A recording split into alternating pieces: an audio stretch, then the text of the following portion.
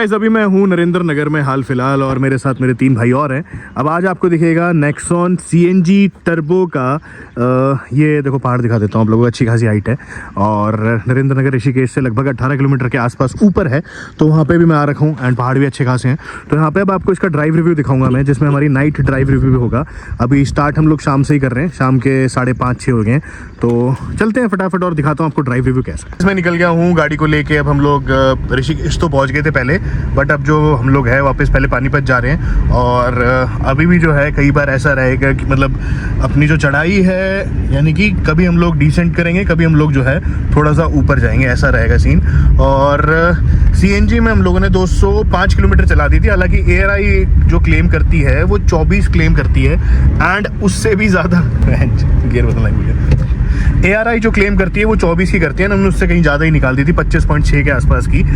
अभी जो है हम प्योर इसको पेट्रोल पे चलाने वाले हैं, क्योंकि पहाड़ों में CNG के लिए अवेलेबिलिटी नहीं होती इतनी, तो हमें भी नहीं मिल पाया। खैर पेट्रोल की परफॉर्मेंस में बताऊँ आप लोगों को तो लगभग 118 bhp की पावर जनरेट करती है ये अपनी पेट्रोल में, और डीजल में 115 bhp के आसपास निकाल के दे देती है। दोनों इंजन बढ़िया हैं। पेट्रोल में थोड़ा टॉर्क कम है, डीजल में आपको ज़्यादा मिल जाएगा। खैर अभी तक जो मेरी ऑब्जर्वेशन हैं इस गाड़ी को लेकर वो ये है कि भाई हैंडलिंग वगैरह कट्स पे काफ़ी ज़्यादा सही है। और अभी हम लोग गाड़ी में सारे अपने बैठे हैं, चारों मतलब भाई लोग, तो गाड़ी पूरी भरी हुई है। और उसके हिसाब से भी ये है कि देखो जो टर्बो इंजन्स होते हैं वो चाहे आप स्कॉडा ले लो या कोई भी इंजन ले लो, वो थोड़े से नोटोरियस होते हैं इस वे में कि जब तक टर्बो ऑन नहीं होगा उस टाइम वो इंजन बहुत ज़्यादा अंडर पावर फील करते हैं। अब पहाड़ों में ऐसा होता है कि कई बार आपको एकदम से ऊपर गाड़ी को चढ़ाना है तो उस टाइम आपको इंस्टेंट पावर चाहिए, और अगर टर्बो नहीं एक्टिवेट होगा, मतलब उस RPM तक नहीं गई, इसका जो टर्बो एक्टिवेट हो रहा है लगभग 1500 से लेकर 2000 RPM के आसपास हो रहा है, विच आई नोटिस्ड। तो अगर टर्बो एक्टिवेट नहीं होता तो आप लोग कोई भी गाड़ी हो चाहे कोई भी हो, आप लोगों को कहीं ना कहीं थोड़ा बहुत लग सकता है। इस मामले में NA इंजन काफ़ी ज़्यादा सही है, क्योंकि वो उनका जो पावर फेंकने का एक पैटर्न होता है वो स्टीप नहीं होता कि एकदम से खड़ी नहीं होगी, तो NA ज़्यादा बेटर परफॉर्म कर देते हैं। हालांकि टर्बो से पहले ये भी NA ही होता है, बट ट्यूनिंग थोड़ी सी अलग होती है। अब चलते रहेंगे और मैं बताता रहूँगा आप लोगों को क्या कुछ है। और AC वाकई में बहुत ज़्यादा कमाल है, ठंडा कर देता है। ये भी चीज़ अच्छी की गाड़ी हाइटेड है तो कर्व पे ऐसे फील नहीं हो रही कि आप ऐसे गिर रहे हो ना। हाँ, बॉडी रोल जो है वो नहीं है इतना, लचक वगैरह नहीं है। बाकी पीछे अपने भाई लोग बैठे। भाई कैसी लग रही है तुम्हें पीछे? काफी कंफर्टेबल है, बॉडी रोल कंफर्टेबल है। जैसे पहाड़ों में बार बार मोड़ आ रहे हैं ना, तो मतलब मेरी थार तो भाई ऐसे हिला देती है, इसमें ठीक बैठा हूँ पीछे। उल्टी तो नहीं आ रही ना? नहीं, थाई सपोर्ट भी काफी बेटर दे रखा है। ठीक है। और भाई अपने आशीष भाई आप बताओ।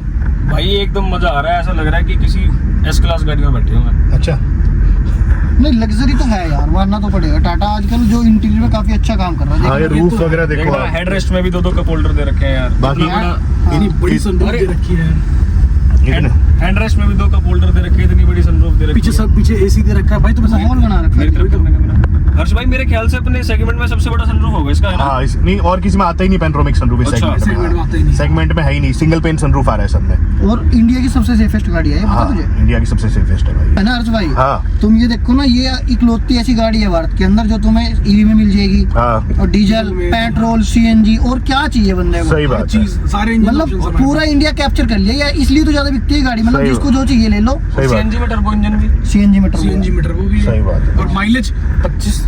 बिल्कुल। मतलब यार ये देखो ना, अगर मैं अपनी थार लेकर इसी के साथ था ना तो 3-4 हजार का मेरा डीजल लग जाना था आराम से। हाँ। लेकिन हमने एक बार CNG फुल करवाई दिल्ली, 205 किलोमीटर, 205 8 लीटर, और फिर हमें 200 किलोमीटर चला कर इसी केस पहुंच गया 800। बिल्कुल। और एक बार टैंक फुल कराया था तो वो अभी तक खत्म भी नहीं हुआ था ना हमारा। CNG पे चलाई ना, CNG पे चलाइए।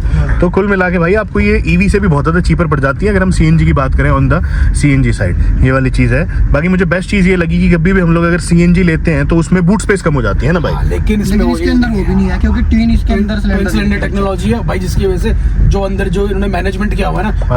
और साथ साथ इन्होंने स्पेयर व्हील भी दिया हुआ है भाई। हाँ। स्पेयर व्हील भी है, सिलेंडर है 2-2, उसके बाद 381 लीटर का बूट स्पेस भी है गाड़ी। तो वो एंजाइटी नहीं है इस गाड़ी में कि भाई अगर हमारा गाड़ी का टायर पंचर हो जाए तो उस केस में हम लोग क्या करेंगे। भाई आप लोगों को यहाँ पे स्पेयर टायर भी मिल रहा है जो नीचे अटैच्ड है, जैसा किसी SUV में होता है, कुछ उसी टाइप से वो भी है।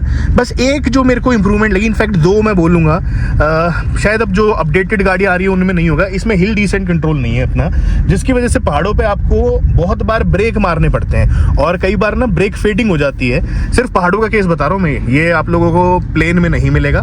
कई बार पहाड़ों में ब्रेक फेडिंग हो जाती है, जिसकी वजह से जो अपने डिस्क ब्रेक्स हैं वो गर्म हो जाते हैं कई बार, एंड ब्रेकिंग थोड़ी सी आपको कम लगेगी। तो वो हिल डिसेंट कंट्रोल होता है, वो ज़्यादा बेटर साइड पे रहता है मेरे हिसाब से। हालांकि कुछ लोगों के लिए वो नॉट सो इम्पोर्टेंट फीचर है, बट अगर आपका आना जाना डेली पहाड़ों में या मोर आप लोग पहाड़ों में जाते हो, भाई हर वीकेंड का प्लान बना लेते हो पहाड़ों का, तो आप लोगों को ये चीज़ थोड़ी सी कंसिडर करनी चाहिए। बाकी ये देख सकते हो गाड़ी तो आराम से उतर ही रही है, ऐसा नहीं है कि भाई वो फीचर नहीं है तो हम गाड़ी उतार ही नहीं पा रहे हैं। एक एड ऑन बता रहा हूँ कि टाटा मोटर्स इस चीज़ को भी इम्प्रूव कर सकती है अगर चाहे तो। कैबिन लाइट को भी टाटा वालों को देखना चाहिए, इसके पीछे कहीं भी कैबिन लाइट नहीं दे रखी। बिल्कुल हाँ, ये चीज़ है कि रीडिंग लैंप वगैरह कुछ तो होना चाहिए। कुछ तो होना क्योंकि चाहिए। आगे वालों के लिए तो लाइट दे दी यहाँ पे, देखो ये दे दी है, बट कुछ भी नहीं है, पीछे कुछ भी नहीं है। तो पीछे वाले बंदा अगर रात को पढ़ना चाहे या उसका कुछ फोन वगैरह गिर जाए तो वो वाली चीज़ तो थोड़ी प्रॉब्लम हो सकता और है। जब गाड़ी इतनी प्रीमियम बना रखी है, इंटीरियर इतना अच्छा है, तो मैं बोलूंगा कि भाई इसके अंदर जो मिडल वाला है ना वो भी हेडरेस्ट लगना चाहिए। हाँ। क्योंकि आज के टाइम पे जर्मन गाड़ियां दे रही हैं वो सारी बिल्कुल बिल्कुल दे रही है। बिल्कुल बिल्कुल। तो जैसे मैं इस गाड़ी को बहुत ही नैरो रास्ते में ड्राइव कर रहा हूँ जहाँ पे सिंगल लेन रोड है, तो काइंड ऑफ जब आप इसको ड्राइव करते हो तो जजमेंट जो है ना वो भी आसान रहता है। ऐसा नहीं है कि आप लोगों को जजमेंट लगाने में बहुत दिक्कत होगी, और ये खास करके जब चीज़ काम आती है जब लेडीज़ ड्राइव कर रही हो, क्योंकि जजमेंट में कभी कभार थोड़ा सा 19-20 हो जाता है। तो हाँ, उस केस में ये काफ़ी ज़्यादा यूज़फुल है कि आप लोगों को जजमेंट एकदम सही रहती है। एज इन बोनट जो है वो भी देखो पूरा विजिबल है, यहाँ से आप देख रहे हो बोनट भी एग्जैक्टली विजिबल रहता है, एंड टायर की पोजिशनिंग वगैरह जो है आप अंदर स्टीयरिंग व्हील पे ही गौर कर सकते हो। एक चीज़ मुझे और अच्छी लगी, ये लगी कि देखो जैसे मैं इसको हायर स्पीड में ड्राइव कर रहा हूँ, ठीक है, मैंने इस गाड़ी को भगाया तो जो इसका स्टीयरिंग है ना वो टाइट हो जाता है, तो यहाँ पे कंट्रोल, तो यहाँ पे जो ना गाड़ी कंट्रोल नहीं खोती, और ऐसा वो नहीं होता आपको कि भाई गाड़ी जो है अपने ट्रैक से हट जाएगी, क्योंकि स्पीड देखो अब 100 की स्पीड पे हूँ मैं, तो एकदम प्यार से जो है हम इसके स्टीयरिंग को कंट्रोल कर सकते हैं, और कंट्रोल स्टीयरिंग का जो रिस्पॉन्स है वो भी बहुत ज़्यादा अच्छा है। तो देखो भाई अभी मैं ऑलमोस्ट इस गाड़ी को 122, 115, 116 पे क्रूज़ कर रहा हूँ, और आई मस्ट से कि भाई हाँ हायर स्पीड्स पे जो गाड़ी है वो स्टेबल है। वार्निंग भी आपको टाइम टू टाइम दिखाती रहती है, जैसे जैसे ही 120 के आसपास पहुँच जाते हैं तो एक कंटिन्यूस बीप जो है वो आपका वेलकम करती है, टोन टोन टोन टोन करती रहेगी। इरिटेटिंग ज़रूर है, बट देन फिर ये सेफ्टी भी है कि भाई आप लोगों को रियलाइज़ कराता रहे, क्योंकि जब गाड़ी चल रही है तो उस टाइम पर आपको ध्यान नहीं रहता कई बार कि आपने एक सर्टेन अमाउंट ऑफ स्पीड जो है वो क्रॉस कर ली है। फिर उसके बाद जो है जब ये बीप बजता रहता है तो आपको ये याद आता है कि हाँ मुझे जो है सही रहना। और अभी ना टाटा मोटर्स ने हाल फिलहाल अपनी पंच ईवी है, उसमें भी एक सही फीचर निकाला है, कुछ ऐसा ये देखो जैसे मैं हाई बीम पे चला रहा हूँ गाड़ी, हालांकि हाईवे पे तो ऐसा कुछ नहीं है क्योंकि वो सिटी मोड में ही है, बट फिर भी 5 से और 40 के बीच में अगर गाड़ी रहेगी आपकी तो 1 मिनट के बाद हाई बीम का वार्निंग आती रहती है। तो छोटे छोटे सेफ्टी फीचर्स है Tata Motors apart from steel वगैरह भी गाड़ी में इंप्लीमेंट करती रहती है, एंड दैट्स गुड। और नाइट का अगर मैं एटमॉस्फेयर दिखाऊँ, एक बार बीच में आपको इल्यूमिनेटेड लोगो मिलता है, और ये देखो अभी बहुत डिम है, आंख में नहीं लग रहा, और अगर आप लाइटें बंद कर देते हो, जैसे भी मैं एक बार लाइटें बंद करके दिखाता हूँ, मैंने लाइटें बंद कर दी यहाँ पे, तो ये देखो बहुत तेज हो जाता है। तो ये दिन में इतना तेज नहीं लगता, दिन के लिए ये बेसिकली है, बट जैसे आप लाइट ऑन कर देते हो तो ये काफ़ी एकदम सूदिंग सा एनवायरनमेंट देता है। फिर बीच में यहाँ पे आपको 10.23 इंचेस की डिस्प्ले मिल जाती है, सही है, काफ़ी फेयर इनफ। जब हम इसको चला रहे हैं गाड़ी को तो ईजिली एक्सेसिबल है, जैसे मैं ऐसे हाथ यहाँ पे लगा सकता हूँ, तो मेरे को डिस्ट्रैक्ट नहीं होना पड़ रहा इतना। और एक चीज़ की मुझे जो कमी लगी पर्टिकुलरली इस मॉडल में वो ये है कि यार इसमें ना क्रूज देना चाहिए था, सब कुछ दे दिया इसमें, मतलब आपको नॉट पैनोरामिक सनरूफ, बड़ी सनरूफ मिली है, डबल पेन वाली सनरूफ है ये, और डिस्प्ले दे दी बीच में, फिर उसके बाद आपको फीचर्स दे दी, बट एक क्रूज कंट्रोल और हो जाता तो हाईवे पे थोड़ी सी सही चीज़ हो जाती। बट देन फिर ठीक है, कहीं ना कहीं जो है कॉस्ट मैनेजमेंट करनी पड़ती है ताकि आपको और फीचर्स दिए जाएँ, तो शायद वही टाटा मोटर्स ने एक रखा है। अब मैं थोड़ी देर बाद चुप हो जाऊँगा और मैं आपको गाने सुनाऊंगा ताकि आप लोग भी इंजॉय करो, एंड मोस्टली इस वीडियो पे कॉपीराइट भी आ सकता है, बट देन फिर नाइट ड्राइव रिव्यू है तो आप लोग भी साथ में इंजॉय करते चलिएगा। उस दिन हम लोग रात को ड्राइव कर रहे थे गाड़ी, तो बस ये था कि फिर जल्दी जल्दी घर पहुंचना था, बट हाँ गाड़ी ने अच्छा परफॉर्म करा। अब मैं वापस इसको दिन में भी ड्राइव कर रहा हूँ, एंड आपने दिन में तो देख ही लिया होगा पहाड़ों का।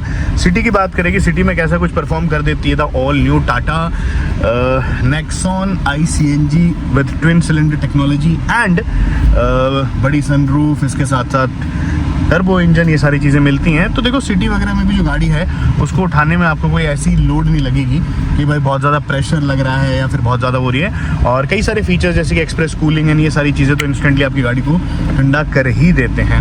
हाँ मैं थोड़ा जो ऑटोमेटिक गाड़ियों को ज़्यादा प्रेफर करता हूँ इन टर्म्स ऑफ जब व्हेन ड्राइविंग इन सिटी, हाँ, ये इसलिए बोली है क्योंकि हमने अपनी जो एक्सप्रेस कूलिंग ऑन कर रखी थी। तो मैं कह रहा हूँ कि मैं थोड़ा सा इसलिए प्रेफर करता हूँ ऑटोमेटिक कार्स को, क्योंकि सिटी में जो है ना थोड़ा सा ज़्यादा वो बेटर कर देती। बट हाँ, टाटा नेक्सॉन जब आप ड्राइव करोगे तो जो गियर शिफ्ट्स हैं वो भी काफ़ी ज़्यादा सही है। साथ साथ क्लच ना बहुत ज़्यादा डीप नहीं है इसका, एज एन डीप जैसे मेरी काइलैक है उसके अंदर क्लच बहुत ज़्यादा अंदर डीप है, पैर को थोड़ा एक्स्ट्रा मशक्कत करनी पड़ती है तब जाके वो कहीं ना कहीं क्लच एंगेज करता है। बट अगर हम इसकी बात करें तो इसमें ऐसा नहीं है, इसका जो क्लच वगैरह है वो भी काफ़ी ज़्यादा सही उस पर है। एंड 6 गियर्स दे रखे हैं तो ऑब्वियसली बात है हम लोग 150-60 पे लेके गए। एंड गाड़ी जो वाइब्रेशंस है ऐसा नहीं कहूँगा बिल्कुल नहीं कर रही थी, बट बहुत मिनिमल सी, जैसी और भी कोई सेम सेगमेंट की कार परफॉर्म करेगी वैसा ही कुछ जो है परफॉर्मेंस आने लग रहा था। ये देखो, ये लोगो आप लोगों को दिन में पता भी नहीं चलेगा कि लोगो इसका ऑन है, क्योंकि इल्यूमिनेशन जो है वो मतलब काफ़ी इस हिसाब से एडजस्ट कर रखा है। और रात को भी ये कम हो जाता है, बट अभी ये ऑन है। अगर ऑफ कर दूंगा तो एकदम गायब ही हो जाता है। जब मैंने गाड़ी ऑन करी होगी तो उस टाइम आप लोगों ने चेकआउट करा होगा ये चीज़। तो गाड़ी की मुझे एक चीज़ काफ़ी अच्छी लगी कि कनेक्टेड रखती है। जैसे अभी देखो सामने बताने लग रही है कि 23 PSI जो है प्रेशर है, हवा भरवा लीजिए ऐसा कुछ करवा लीजिए, तो वो भी ज़्यादा बेटर लगा। वो भी मेरे को काफ़ी ज़्यादा सही लगा। फिर इसके बाद देखो इसमें ना कई सारे मोड्स आ जाते हैं, जैसे अभी पावर एंड टॉर्क दिखा रहा है, फिर ये सर्विस रिमाइंडर दिखा देगा आप लोगों को। अब मेरे को चाहिए कि मेरे को मैप लेके आना है, तो नेविगेशन वाले में अगर आप ऊपर करोगे तो यहाँ पे मैप व्यू, और एक बार ये बटन प्रेस करने से अब आप चेकआउट करना कि सामने जो है मैप आ जाएगा। बट अभी मैप लगाया नहीं तो आएगा कैसे? सपोज मैं अपने घर का लगा लेता हूँ यहाँ पे, ठीक है। अब हमने स्टार्ट पे कर दिया और अब इसके बाद मैं इसको ओके दबा दूंगा एक बार, तो ये जो मैप है ये अपना यहाँ पे बीच में आ जाएगा। अभी छोटा है, अगर आपको इसको बड़ा करना है तो आप इसको व्यू पे दबा के और भी बड़ा कर सकते हो। सॉरी, व्यू पे दबा के आप इसके चेंज कर सकते हो। अगर आपको इसको बड़ा करना है तो एक बार और दबाएंगे तो ये फुल स्क्रीन में जो है आ जाता है, तो एकदम पूरी ऐसे लग्जरी वाली फील आती है। और इस सेगमेंट में कोई गाड़ी ये सारी फीचर्स आई गेस तो देती नहीं होगी। 9 पॉइंट समथिंग से 9.78 लाख के आसपास से गाड़ी स्टार्ट है हमारी। ये देखो आपने देखा 41 तक एकदम प्यार से गई, और अभी मैं इसको CNG में ड्राइव करने लग रहा हूँ। तो वो वाली चीज़ है कि पिकअप वगैरह में आपको नहीं आएंगे ऐसा इशू इस गाड़ी के, और काफ़ी ज़्यादा बेटर है वो वाली चीज़। बाकी कंफर्ट वगैरह में भी 100 आउट ऑफ 100 है। तो कुल मिला के देखो इस रिव्यू में मैंने आपको बताया कि कैसा इस गाड़ी सिटी में परफॉर्म कर रही है। माइलेज इसमें हम लोगों ने 25.60 की अचीव कर ली, और पेट्रोल में भी है ठीक ठाक माइलेज दे देती है। लमसम 10 लीटर का तेल डलवाया था तो 225 की रेंज दिखा रही थी, तो वो भी सही है। 22 के आसपास आपको आ जाएगी अगर आप हाईवेज पे ड्राइव करेंगे, और फिर माइलेज आपको इसमें CNG में 25 के आसपास मिल जाती है। तो विद दिस आई होप कि मैं आपको क्विक सा रिव्यू दे पाया हूँ all new Nexon I CNG with dual cylinder technology. And मेरे दोस्त भाई लोग बैठे थे पीछे, वो लोग चले गए हैं, उनने भी अपना रिव्यू बता दिया होगा। कंफर्ट से लेके एवरीथिंग इज परफेक्ट। कैसी लगी बताइएगा।